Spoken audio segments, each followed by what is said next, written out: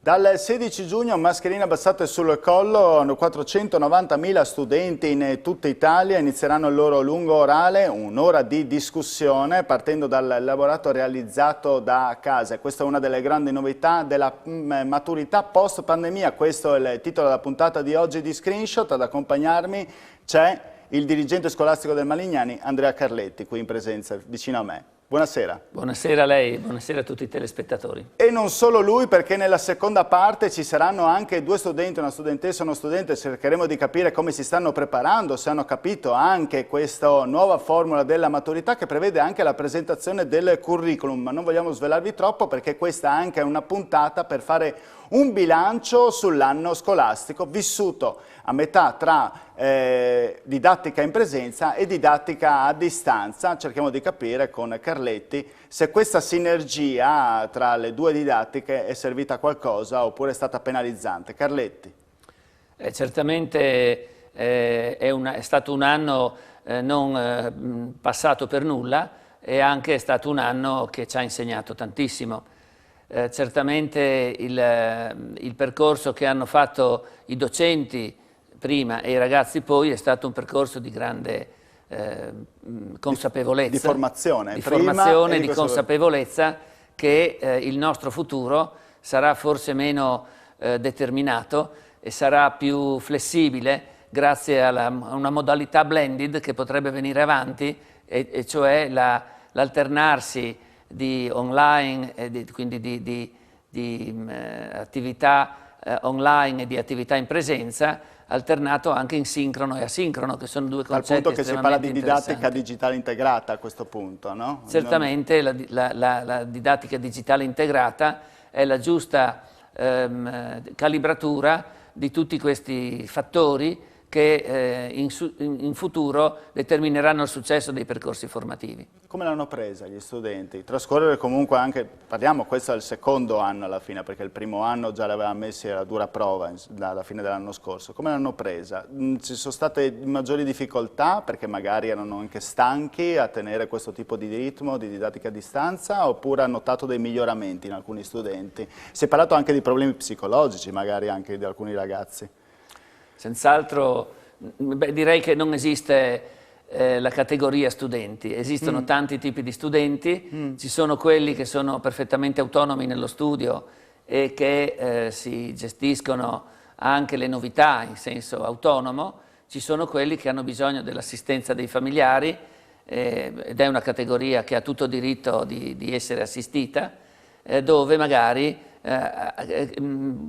trovano meno capacità di lettura di un presente che si è evoluto e che si presenta diverso da quello che era 6 mesi fa, un anno fa, 2 anni fa, e che comunque rappresenta per loro una indicazione di lavoro assoluta, perché questo lo avremo in futuro. E i professori hanno recepito queste novità, si sono messi a disposizione. Qua stiamo vedendo alcune immagini, adesso non so se sono tratte magari da immagini vecchie d'archivio, mi aspettavo magari anche di vedere qualche banco a rotelle che magari aveva creato tantissime discussioni. Voi l'avete adottate a proposito di banco a rotelle? No, mi sono immediatamente rifiutato. Attivato per non prenderli? No, abbiamo una scuola di 3 piani e immagino che se avessimo avuto degli strumenti così pericolosi, li definirei cinetici, come dei banchi a rotelle, qualcuno si sarebbe senz'altro scatafasciato per le scale. Avrebbero fatto meglio impiegarlo i soldi in altri... Ma penso di sì, è stata una iniziativa di immagine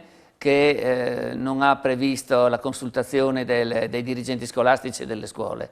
In gran parte avremmo detto di no. Poi c'è stato qualcuno che per normalizzazione, per conformismo, li ha fatti arrivare nella scuola e dopo poche settimane già li ha accatastati nel deposito, non potendo utilizzarli nella vita reale della classe. Uno strumento così è un'infinita fonte di dispersione dell'attenzione, di dispersione in 1000 altre attività complementari, quindi noi abbiamo fatto bene a non adottarli. Chi li ha oggi li tiene di solito relegati in cantina in attesa di qualche idea brillante che permetta di impiegare questi strumenti. Sarebbe stato forse meglio fare tamponi, più tamponi ai ragazzi forse, in un periodo in cui si rischiava, e poi se è così è stato, di mandarli a casa? C'è una costante in tutta la storia pandemica nelle scuole, e cioè spesso i decisori sono state persone che di scuola non sanno assolutamente niente. Quello dei banchi è l'esempio eclatante che abbiamo rilevato in altri frangenti. I decisori spesso partono da presupposti completamente differenti da quella che è la vita praticata realmente nelle scuole. E quindi se mi sento ancora di dare un consiglio ai decisori politici e decisori amministrativi, ascoltate le scuole, ascoltate l'utenza e spendete qualche tempo maggiore in formazione, quindi in percorsi di conoscenza reali della gente, piuttosto che procedere per luoghi comuni e in qualche modo fare delle scelte conformiste. Spesso si è discusso su quale categoria doveva essere vaccinata, quale prima, quale dopo. Gli insegnanti sono stati vaccinati nel momento giusto? Era giusto vaccinare prima gli insegnanti, prima gli studenti, in modo da garantirgli poi la didattica in presenza? Ma io credo che quella non è una scelta scolastica, credo che sia stata una scelta medica. La difficoltà è nata dal fatto che non esisteva una sperimentazione del farmaco sufficientemente lunga e ricordo che all'inizio un vaccino come l'AstraZeneca veniva dichiarato adatto alle persone fino a 60 anni, sì.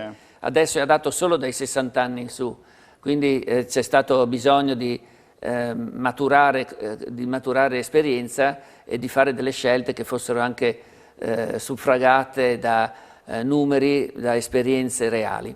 Però mi pare lei, quando parlava di decisori politici, che la Regione abbia preso in considerazione più volte la scuola decidendo di chiudere per questioni di sicurezza, quando molti dicevano invece no, non bisogna chiudere, magari anche con genitori, anche qualche insegnante che l'ho intervistato personalmente, andava in piazza e protestava contro questa didattica a distanza.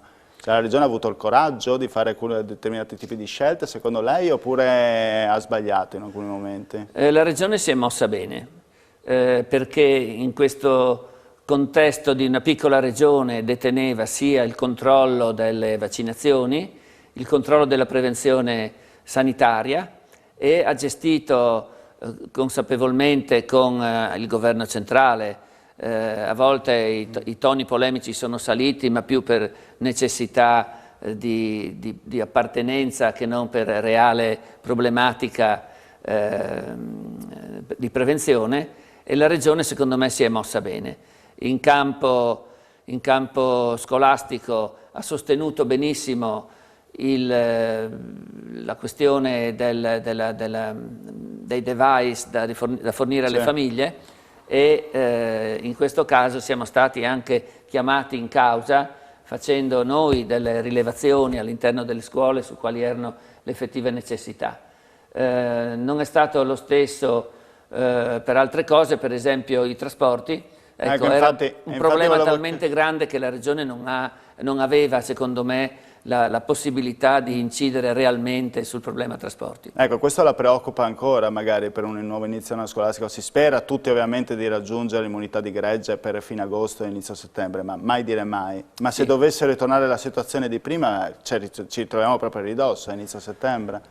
Senz'altro qualcosa può ancora accadere, ma con la prevenzione del vaccino e quindi ormai a fine estate il 70-80% della popolazione sarà vaccinata e con l'abbassarsi del rischio varianti virali, io credo che dovremmo stare più tranquilli e se dovesse ripartire comunque qualche focolaio saremo in grado, avremo l'esperienza per controllare. Cioè lei conta praticamente che si ritorni al 100% e così anche. No, voglio dire che se dovessero esplodere dei focolai in autunno, credo che la Regione e le autorità potrebbero chiudere a pelle di leopardo delle zone o delle scuole o degli istituti, isolando quel tipo di avvenimento, di evento in modo assolutamente efficace. Le chiedo perché ho assistito proprio sabato scorso a una protesta dei genitori che sono scesi nuovamente in piazza Unità a Trieste, questa priorità alla scuola, dicendo dovete provvedere perché sennò si rischia con settembre di tornare alla situazione di prima. Quando vede questi genitori che protestano, cosa pensa? Contro la didattica a distanza? Mi viene in mente una signora che è stata intervistata, forse da voi, Sì. forse da qualche altra testata, che raccontava che protestava perché è un diritto alla scuola in presenza, così, ma che quel mattino il figlio era rimasto a dormire a casa, erano le 11 di mattina. Ecco, questo con gli studenti non deve succedere. I ragazzi vanno comunque tenuti impegnati e vanno messi di fronte a delle loro scelte che non prevedono rimanere a letto la mattina. Se il genitore non è capace di farsi valere come genitore in un insegnamento di carattere generale, tantomeno riuscirà a farsi valere per quello che riguarda il comportamento a scuola. Senta, io le chiedo adesso, ci manca 1 minuto e mezzo alla fine della prima parte della puntata, dopo parleremo anche con gli studenti che interverranno via Zoom, le chiedo un po' questa nuova formula della maturità, se è una formula insomma, di cui voi stessi siete a conoscenza, se è una formula che è caduta così dall'alto che non ha un senso, ovvero questo maxi colloquio tutto nell'orale con la presenza del curriculum, se è una cosa che avete accettato di buon grado oppure si poteva far meglio? Ma nel tempo che c'è stato per preparare gli esami di Stato direi che non c'era possibilità di pensare ad altro.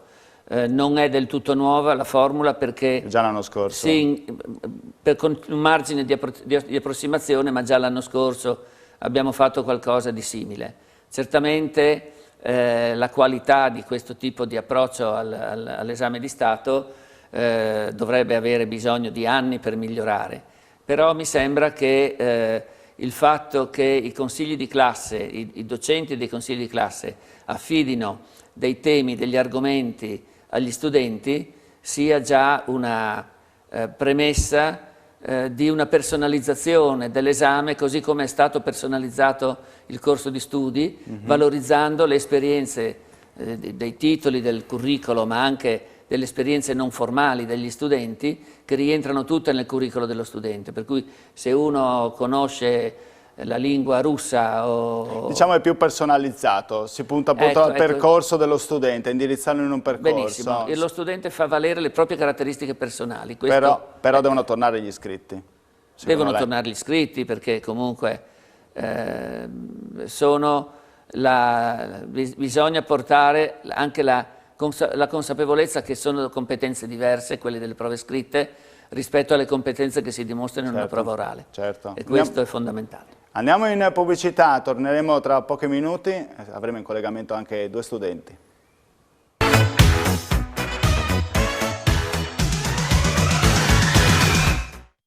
Bentornati con Screenshot, puntata del venerdì dedicata alla scuola perché tra poco più di 10 giorni ci saranno la maturità per i ragazzi insomma, delle quinte superiori, mascherine al collo e soprattutto un'ora di discussione, un orale lunghissimo per una nuova maturità post pandemia. Peraltro quasi già sperimentata lo scorso anno, però quest'anno c'è anche la novità del curriculum. Vediamo se hanno capito tutto i ragazzi. Allora, noi abbiamo scelto due studenti, Aurora Tolusso, che dovremmo avere collegato con noi, e Alessandro Marigliano. Eccoli, li vedo belli pronti, pronti all'esame della maturità. Buonasera ragazzi.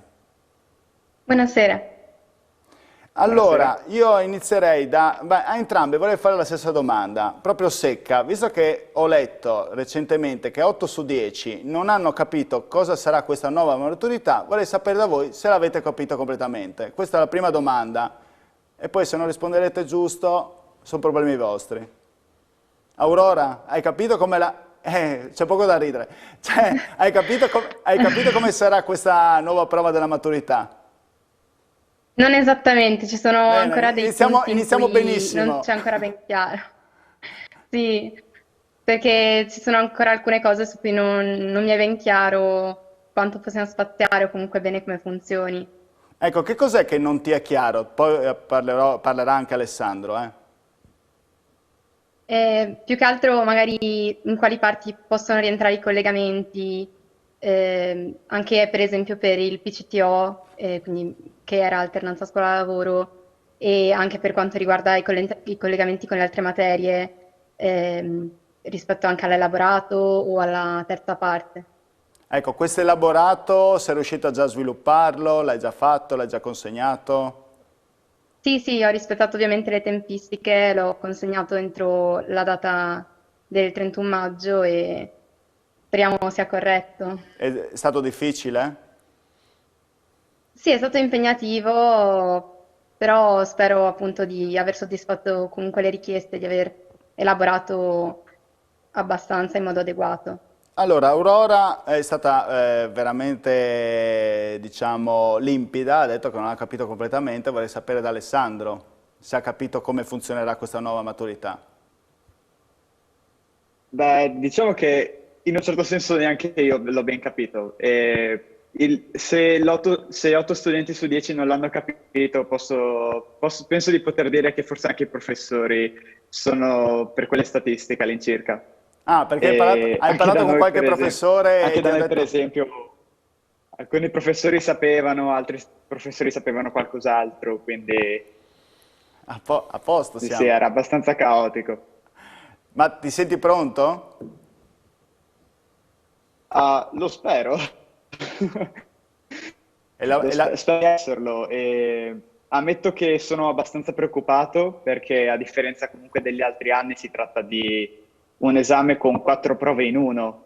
Se gli anni scorsi, per esempio, ci si poteva prefissare di puntare tutto sullo scritto e poi magari fare l'orale, questa volta dobbiamo fare benissimo l'orale con tutto quanto quello che abbiamo fatto quest'anno, quindi sì, un po' in ansia, diciamo. Ecco, diciamo che la sensazione è quella, mi metto nei panni dello studente, ci siamo passati tutti, anch'io pure, non con il massimo dei voti, ma il rischio, quindi state tranquilli, insomma, che potete arrivare dovunque, c'è il rischio di buttare via tutto magari con questo maxi orale, non farsi, non avere un appiglio tipo dallo scritto, vero Aurora? Sì, sì, comunque, cioè, a me personalmente facevano un po' forse più paura le prove scritte, e comunque in questo periodo in cui siamo stati principalmente in didattica a distanza, molti professori, almeno nella mia classe, hanno scelto mh, di fare maggiormente interrogazioni orali, quindi mi sento già almeno un po' più preparato su quello, anche se effettivamente quello che dice Alessandro è vero, nel senso che dobbiamo puntare tutto sull'interrogazione, sull'orale, e quindi sappiamo che tutto il peso è lì e quello fa magari un po' più paura, ecco. Ecco, e com'è passato l'anno, Alessandro? Quest'anno a metà tra la DAD e la didattica in presenza. Cosa ti è piaciuto di più? Ah, innanzitutto da dire che è stata proprio un'esperienza che non saprei neanche se dire meravigliosa, caotica o chissà cosa. Ammetto che la cosa che ho preferito di più è stata probabilmente la calma con cui ho potuto affrontare le diverse giornate di lezione. Non doversi preoccupare sì, per prendere la corriera e anche il semplice, tutto il dover andare a scuola di persona, quello diciamo è stato tutto un enorme peso abbastanza da togliersi dalle spalle. Però al contempo stesso non andare a scuola limitava un sacco, per esempio, l'aspetto sociale, quindi magari vedersi con i Certo. compagni di classe o anche con gli amici fuori in corriera, alla fermata o il tragitto tra scuola e fermata, per esempio. Quindi ha avuto i suoi alti e bassi, ha avuto i suoi lati positivi e soprattutto i suoi lati negativi. Ti sei prenotato per la vaccinazione? Ah, non ancora, però farò il prima possibile. Aurora? Stavo vedendo giusto l'altro giorno di fare in modo di far coincidere, da non farlo cadere quando ci sono gli esami, e fare in modo Questo è di vero, un prendere la altro data. intoppo praticamente. Questo non è da sottovalutare, perché se cade proprio il 16 sono problemi. Dovresti anche rinviarlo. Cosa vi è, se in una parola, se doveste definire la pandemia, questa emergenza sanitaria, Aurora? Forse la precarietà che c'è stata un po' per tutti, anche il fatto che comunque, per esempio per noi studenti, molto spesso non sapevamo se saremmo stati in presenza o in DAD. Queste ovviamente sono banalità della vita, però penso che ci sia stata un po' di precarietà per tutti. Ma tu rifaresti un'esperienza in DAD? Adesso In un anno tu ti normale? approccerai all'università. E l'università o magari anche un domani in un lavoro da team, magari ci sarà più lavoro a distanza piuttosto che il lavoro in presenza. È una cosa che ti spaventa o una cosa che adesso ormai ti stai abituando? Un po' mi sto abituando, anche se spero non diventi, diciamo, la norma far solo a distanza, perché comunque nonostante abbia i suoi lati positivi e sicuramente ci sono dei vantaggi nel fare a distanza, ci sono anche ovviamente come in tutte le cose anche degli svantaggi, quindi magari cercare di bilanciare le due cose e cercare di utilizzare le cose che si possono sfruttare al meglio della distanza, quello magari sì. E Alessandro, l'ultima cosa anche a te, la pandemia che cosa è stata in una parola? Incertezza, diciamo, su molti aspetti. E molte delle cose che mi ero prefissato di fare quest'anno purtroppo le ho dovute rimandare anche a quest'estate. Esempio banale può essere per esempio la patente, che in una situazione normale avrei fatto durante l'anno scolastico. E ammetto che come esperienza sono contento di averla fatta come qualsiasi altra esperienza nella vita, però preferirei non rifarla. Ecco, tutto qua. L'ultima cosa veramente, perché abbiamo 30 secondi per voi, dopo passerò la parola a Carletti, dirigente del Malignani.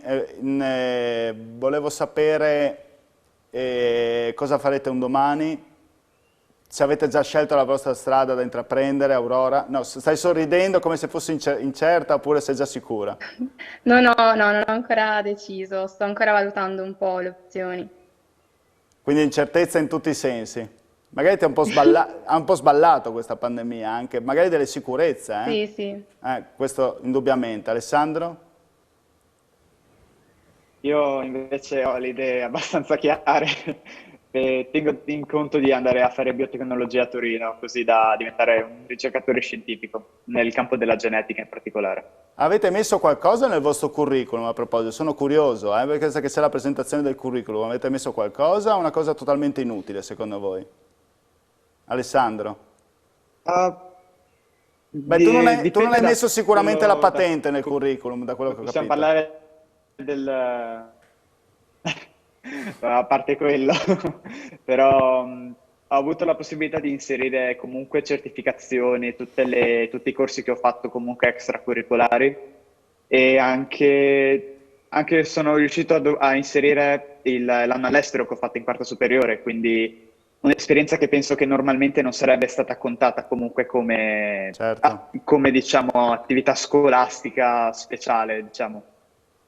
Aurora? Nel curriculum? Io ho avuto modo di inserire le varie certificazioni linguistiche che ho fatto durante gli anni e poi tutti i corsi che ho fatto anche Teatro. sia a scuola che a parte. Va bene, allora io vi auguro in bocca al lupo a entrambi. Non so se si dice così tra di voi, se si dice qualcosa di più volgare non è concesso, quindi vi ringrazio. In bocca al lupo! Grazie. Bene, allora Carletti, l'ultima Grazie mille. considerazione. Terrete conto delle difficoltà di questa pandemia quando dovete valutare i ragazzi? I ragazzi hanno parlato dell'incertezza. Esatto. Posso dire che dal mio punto di vista, che dal giorno 14 sarà quello di un presidente di commissione d'esami, porterò l'incertezza come metodo all'interno della commissione. In realtà questa incertezza riguarda alcune procedure, perché essendo una commissione interna, incertezze sui ragazzi docenti che diventano commissari ne avranno poche. Speriamo che non si facciano condizionare dalle loro conoscenze pregresse e che abbiano invece l'obiettività di valutare quello che sarà la prova d'esame. Una prova impegnativa, ma una prova che tutti loro possono dimensionare secondo le proprie abilità, le proprie capacità, le proprie competenze. Io credo, Carletti, che come dalla crisi, come dice la parola stessa cinese, nascono le opportunità, dall'incertezza nasce anche la flessibilità forse di questi ragazzi che magari saranno abituati a un mondo diverso rispetto al nostro, a quello con cui siamo cresciuti. Questa sarà una generazione che avrà senz'altro un'arma in più nella gestione dell'incertezza e la flessibilità, e questo saperlo fare è un gran bel vantaggio. Grazie Carletti per essere venuto in trasmissione, le auguro buona serata anche a lei, un bocca al lupo e anche per le commissioni d'esame. Grazie a voi, siate grazie buoni. a tutti voi. Siate buoni. Bene, Screenshot torna mercoledì, sempre alla stessa ora, tenevi compagnia a partire dalle 19:45. Grazie, arrivederci.